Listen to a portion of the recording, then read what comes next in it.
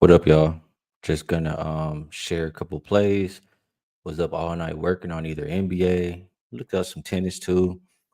Just trying to get some winners, man. So I tweeted out. I said, if y'all want me to share, I'll share. And tweet got like 20 likes in a couple minutes, and a couple people said shoot them. So let's talk about it.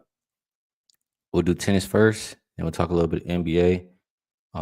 First for tennis, I won't have banners just because I didn't make them.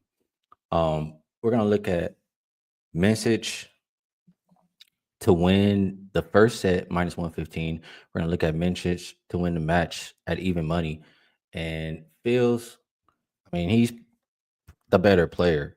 But Fields in general, overall, but Fields coming off back-to-back three-set matches versus TFO. He was cramping in the third versus Z. He had back pain. And in that match versus Z, they had a rain delay. So um Fields, he's coming into this match today banged up a little bit. He had less than 24 hours to recover and get right. And you look at Mincic, he won his first two matches in straight sets. So easy peasy. And he's even more rested after receiving a walkover in the previous round. So I like all those things situationally for Mincic. I know it's not, X's and O's. Again, I've been watching and learning tennis. I'm not the tennis expert that has been here my whole life watching. You know what I'm saying? But I will continue to learn. But situationally, this makes sense. Also, another reason I like the first set. Like I said, Fields is the better player. He could, figure it out as the game match goes on. But I think the wear and tear also makes it the more the game goes on, favors Mincic. So that's why I play both. But Fields, he's 2-5 in the first set so far this year in matches that exceeded two sets. Message on the other side, he's 10-1 in the first set record that matches that exceeded two sets. So I like Messick minus 115 for the first set, Messick at even money for the full game. With a Peasy, always Daniel, always gonna be a man of my word. Appreciate y'all tapping in. Mark says he likes it. Good breakdown. And Peasy says, five-star done turned ski out on the tennis. Hey, yeah, he put me on. I've been over here watching and yeah, I've been tapped in. He knows a little bit more. He knows not a little bit more. He knows a lot more than me, but I'm learning. All right, there's one more in tennis that I want to share, and I'm not going to talk about it very much, but we're looking at Sabalenka versus Paulini. This one is WTA, and Sab, obviously number one in the world for great reason.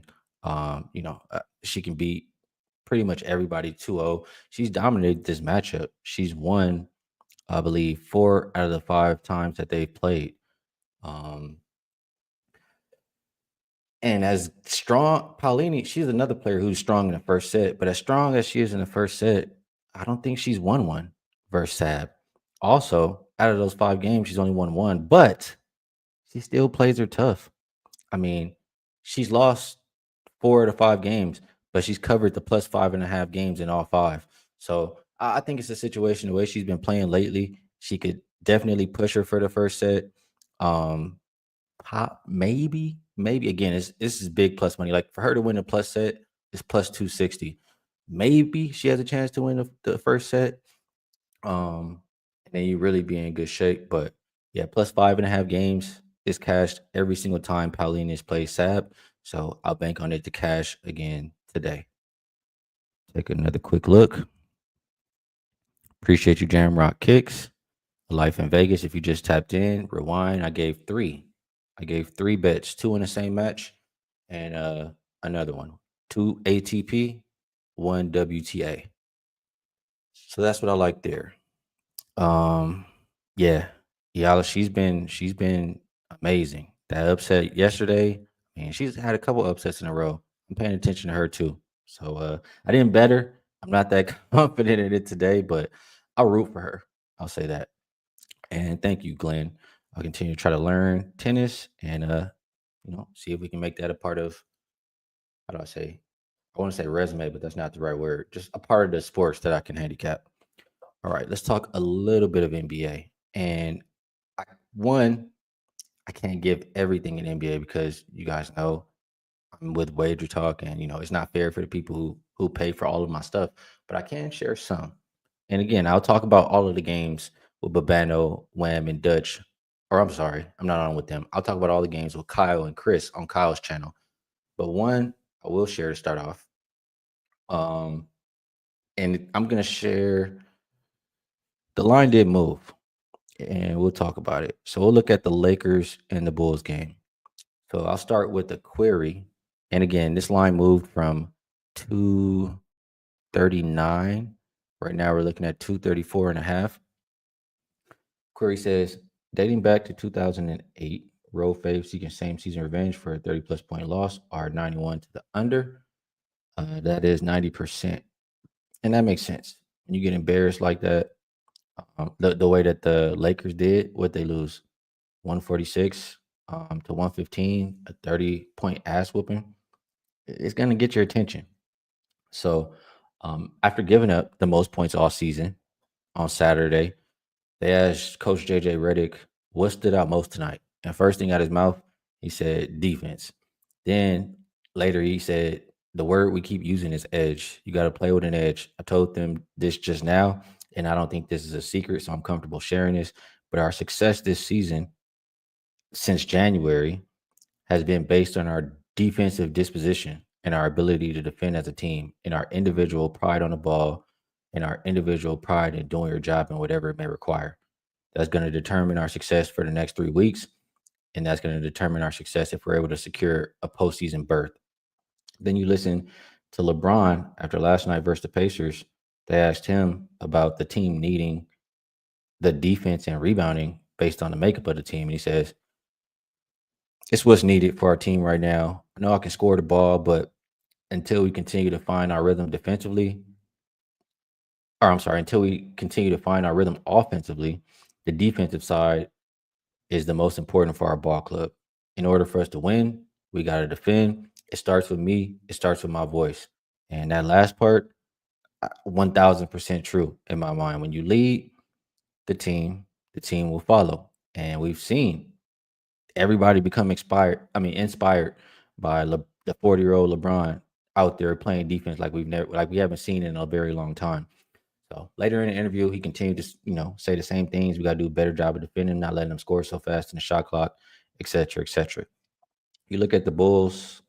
The Bulls defense last 5 games has been pretty solid. They have been the number one offensive rated team during that span, but they played bottom of the barrel defenses. I'm talking. I'll pull it up just to actually put names to it, but I think it was like Charlotte, Sacramento. Let me just actually pull it up so I don't have to guess here. The Nuggets defense terrible, Kings defense terrible, um, Suns, Jazz. So I'm not putting too much into what they've been able to do offensively versus those teams. Is what I'm trying to say. Um, the Lakers much better. They're capable of looking much better on the defensive end than what we saw less than a week ago with that 146-point performance that they allowed. You look at the injury report. Josh Giddey is questionable. If he misses, it affects their pace. Vucevic is questionable with a back strain. He's their second leading scorer, and he's not a great defender. So if both of those guys misses or either one, it would be advantageous or ideal for an under. And there's also still the possibility that Luka or somebody sits on a second of a back to back that can hurt the Lakers' offense. So I played under 238. I st- I still would play. I don't think they'll touch 230, but obviously you don't want to get the pass into the line. And at the current number, I would play it a little bit smaller. So that's where I'm looking at in that Lakers and Bulls game. Let's see. No more comments coming in. So um last I'll say is about this. I'll end this up by saying the last free play, you can get it on my page at Wager Talk, wagertalk.com. And it's listed right there. You don't even got to pay for it. It's for free. But it is on another game with a little bit of a line movement, not moving too far from where we took it. So that's how I'll end this. Appreciate you guys for tapping in. Best of luck for anybody who tells the tennis plays. Um, First one goes off in about 33 minutes. Next one goes off in about 2.5 hours. And then the basketball game is obviously later this evening. So, in summary, Mensick first set minus 115. Mensick at even money to win the match. Paolini plus 5.5 games in WTA. And then Lakers Bulls, I took under 238. And like I said, at a smaller percentage, I still could get involved at 235. Best number I see right now. Catch y'all later, man. Peace.